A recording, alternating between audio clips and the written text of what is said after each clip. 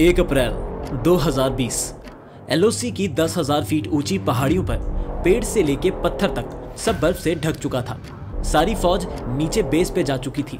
जहां तक नजर जा रही थी सिर्फ बर्फ की सफेद चादर दिख रही थी और कान को सुन्न कर देने वाली हवाएं चल रही थी। इसी सुनसान माहौल में पाकिस्तान की तरफ कुछ हलचल हो रही थी और सफेद बर्फ पे काले निशान छपे हुए थे।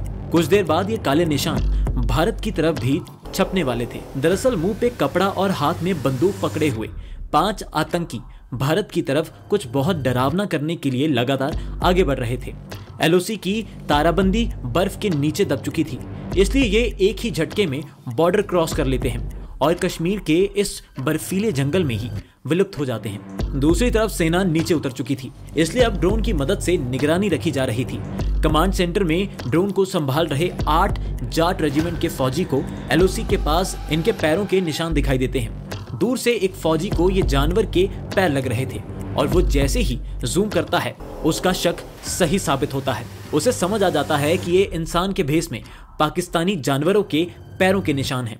वो तुरंत ये बात अपने सीनियर को बताता है और वो बिना देरी किए जांच के लिए एक टुकड़ी को रवाना कर देते हैं। दोस्तों, आज की इस वीडियो में हम देखेंगे कैसे हमारी सेना इन आतंकियों को कुछ भयानक करने से पहले ढूंढ लेगी, कैसे ढूंढने के बाद ये 3 बार हमारी सेना के हाथ से बच निकलने में कामयाब हो जाएंगे, फिर अंत में इनका शिकार करने के लिए पैरा एसएफ उतारा जाएगा।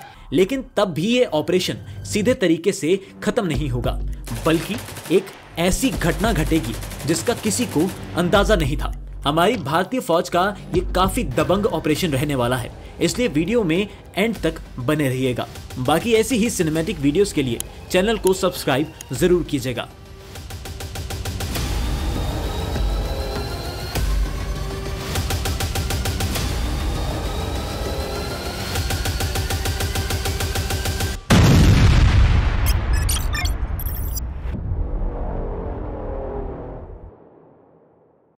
कमांडिंग ऑफिसर से आदेश मिलते ही जाट रेजिमेंट के जवानों की एक टुकड़ी उस इलाके में पहुंच जाती है। ये फौजी तुरंत इन फुटप्रिंट्स का पीछा करना शुरू कर देते हैं।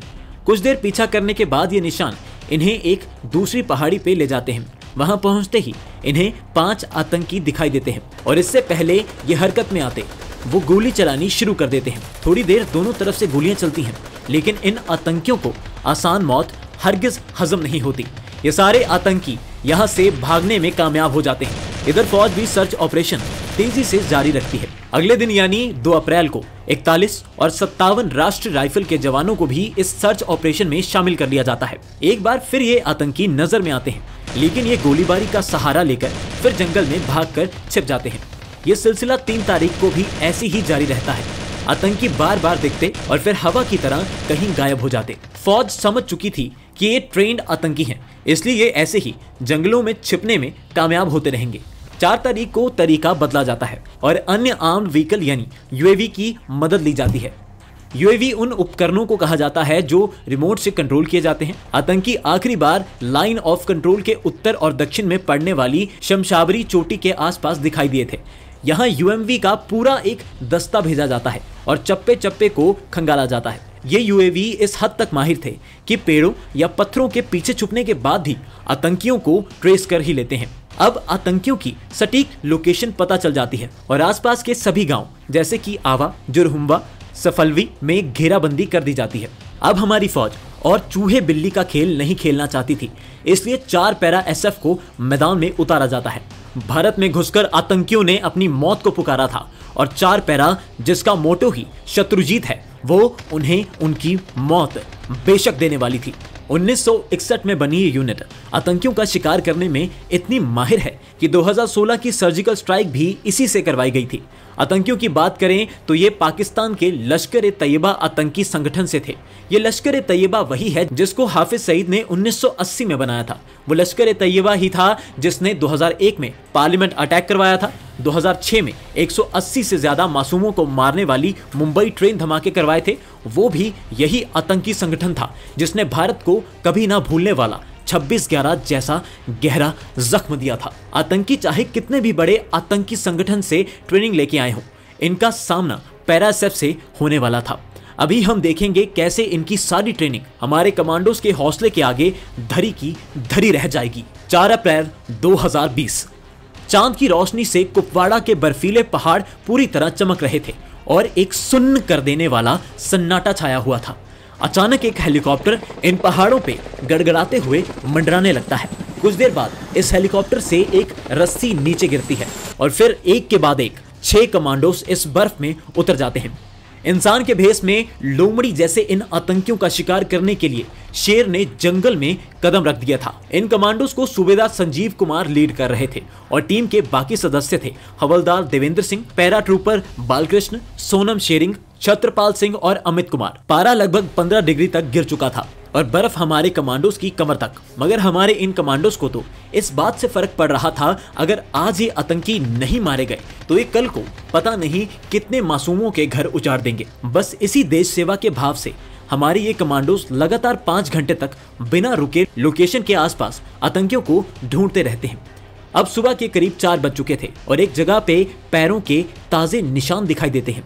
कमांडोज तुरंत चौकन्ना हो जाते हैं और खुद को 2-2 की 3 टुकड़ियों में बांट लेते हैं। कमांडोज अब चारों तरफ नजर घुमाते हुए धीरे धीरे इन निशानों का पीछा करने लगते हैं। मगर इतने घंटों की नाकाम कोशिश से उन्हें लग रहा था कि शायद अब भी कुछ हाथ नहीं लगने वाला है।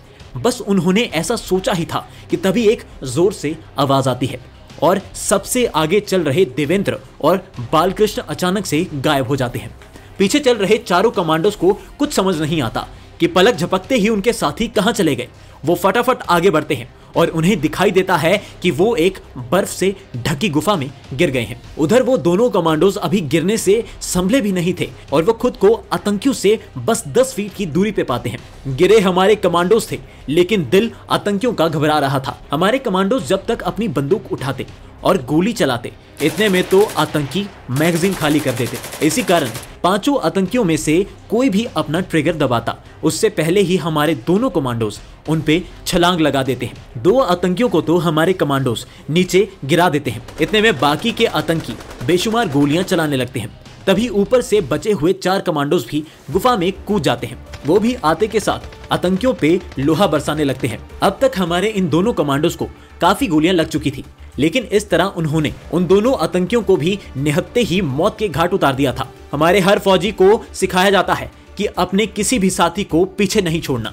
अपने 2 साथियों को बुरी तरह गोलियां लगते हुए देखकर सूबेदार संजीव और पैरा ट्रूपर अमित तुरंत उन्हें पीछे खींचने की कोशिश करते हैं। पीछे बचे सोनम और छत्रपाल कवर फायर दे रहे होते हैं, लेकिन तब भी सूबेदार संजीव और अमित को गोलियां लग जाती हैं। अमित को तो एक के बाद 15 गोलियां लगती हैं, लेकिन ये भारतीय सेना के कमांडोज हैं, इन्हें मौत भी छू नहीं सकती जब तक ये दुश्मन का खात्मा नहीं कर देते। इतनी गोलियां लगने के बावजूद सूबेदार संजीव और अमित आतंकियों की बंदूक छीनकर हाथापाई में लग जाते हैं। अब ये जगह इतनी छोटी थी कि अगर गोली चलाई तो हो सकता है अपने ही साथी को लग जाए। इसी कारण छत्रपाल भी आतंकियों पे अपने हाथों से ही वार करने लगते हैं। पीछे बचे सोनम अपने 2 साथियों को मेडिकल एड देने लगते हैं। उधर हाथापाई भीषण रूप लेती है और सूबेदार संजीव आतंकी की नाक पे कोहनी मार उसको बेसुध कर देते हैं और अपने नीचे दबा लेते हैं। इधर अमित 15 गोलियों के बाद भी आतंकियों को पकड़ के नीचे गिरा देते हैं और आखिरी सांस तक जोर लगाते हुए अपने मुक्कों से ही उसको जहन्नुम भेज देते हैं। छत्रपाल और तीसरे आतंकी में खींच तान चल रही होती है और छत्रपाल उसको गर्दन से पकड़ने में कामयाब हो जाते हैं, लेकिन तभी वो खुद को छुड़वाने में सफल हो जाता है। वो तुरंत अपनी बंदूक उठाकर हर दिशा में धड़ाधड़ गोलियां चला देता है और भागने लगता है। इस आतंकी की गोलियां गुफा में मौजूद हर कमांडो को लगती हैं। इसे लग रहा था अब ये आसानी से भाग जाएगा। तभी सिक्किम का शेर सोनम उस पे दूर से ही ग्रेनेड दाग देता है। जैसे ही उस आतंकी को लगता है वो भागने में कामयाब हो गया, तभी ग्रेनेड फटता है और एक ही झटके में वो गुफा से बाहर नहीं बल्कि नरक पहुंच जाता है। अब सारे आतंकी तो मारे जा चुके थे, लेकिन जिन 2 कमांडोज को सबसे पहले गोली लगी थी वो अब तक वीरगति को प्राप्त हो चुके थे। यहाँ तक कि छत्रपाल भी उस आखिरी आतंकी की गोलियों से देश सेवा में समर्पित हो चुके थे। कुछ ही घंटों बाद बैकअप टीम अपने साथियों को ढूंढ लेती है और अभी संजीव, अमित और सोनम जख्मी थे, लेकिन वे सांसें ले पा रहे थे। उन्हें तुरंत हेलीकॉप्टर से आर्मी हॉस्पिटल ले जाया जाता है। कई घंटों तक ऑपरेशन चलता है, लेकिन संजीव और अमित दोनों का इतना खून बह चुका था कि उन्हें अपने परिवार को हमारे लिए छोड़ना पड़ता है। सोनम इकलौते थे जो इस ऑपरेशन के बाद जिंदा बच पाए। करीब 1 साल बाद सूबेदार संजीव कुमार को मरणोपरांत कीर्ति चक्र से नवाजा जाता है। सोनम शेरिंग तमांग को शौर्य चक्र मिलता है। अमित, छत्रपाल, बालकृष्ण और देवेंद्र की बहादुरी के लिए सेना मेडल दिया जाता है। साहस और शौर्य का परिचय देने वाले 4 पैरा स्पेशल फोर्स की इस टुकड़ी को पूरा देश आज भी नमन करता है। ये है हमारी भारतीय सेना, जो बर्फ से लेके रेगिस्तान तक हमारी सुरक्षा के लिए बिना किसी दूसरे विचार के चली जाती है। हम ज्यादा कुछ तो नहीं, लेकिन इस वीडियो के जरिए उनकी बहादुरी पे गर्व महसूस करके उनकी कुर्बानी को कामयाब जरूर बना सकते हैं। बाकी वीडियो पसंद आई तो कमेंट करके जरूर बताना, और अगर आपको देखना है कि कैसे हमारी रॉ ने हाफिज सईद को पाकिस्तान में घुस के उसके ISI के आकाओं के सामने लगभग मार ही दिया था, तो इस चैनल पे पॉडकास्ट सेक्शन में चेक कीजिएगा। जय हिंद।